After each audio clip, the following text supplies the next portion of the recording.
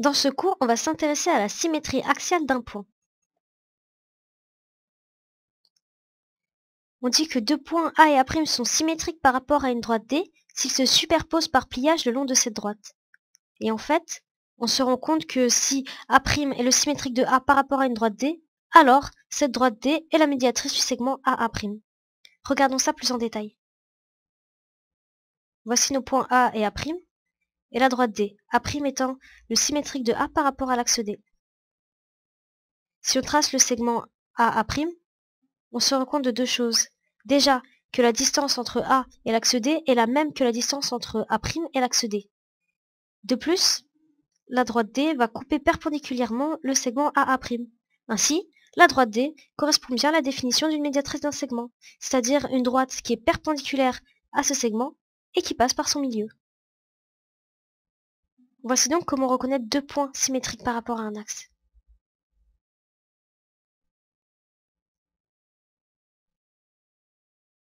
Mais on aurait pu remarquer que si le point A appartient à la droite D, alors cela signifie que A et A' sont confondus. En effet, dans ce cas-là, A devient son propre symétrique.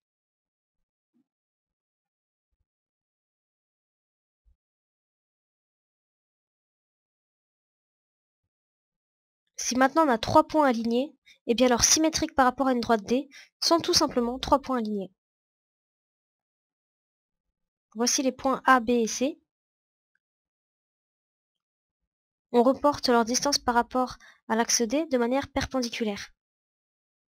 Et on obtient leurs symétriques, les points C', B' et A'. On remarque bien que, comme on l'a vu précédemment, la droite D est en fait la médiatrice des segments CC', BB' et AA'. Et on se rend compte que les points A', C' et B' sont alignés eux aussi. Du coup, on dit en fait que la symétrie axiale conserve l'alignement. Maintenant, comment concrètement construire le symétrique d'un point? Pour ça, il y a deux méthodes et on va voir tout d'abord une première méthode avec laquelle il faut utiliser une équerre et un compas.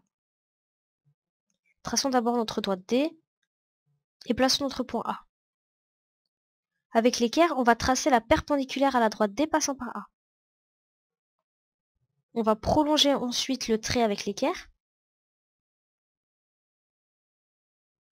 Et c'est maintenant que le compas intervient, puisqu'on va reporter la distance entre le point A et la droite D de l'autre côté de la droite D. On obtient ainsi le point A', qui est le symétrique de A par rapport à la droite D. On a tout simplement reporté la distance de A par rapport à D de manière perpendiculaire à notre axe D. Maintenant, voyons la deuxième méthode, avec le compas uniquement. Traçons d'abord notre droite D et plaçons notre point A. On prend deux points distincts M et N sur notre droite.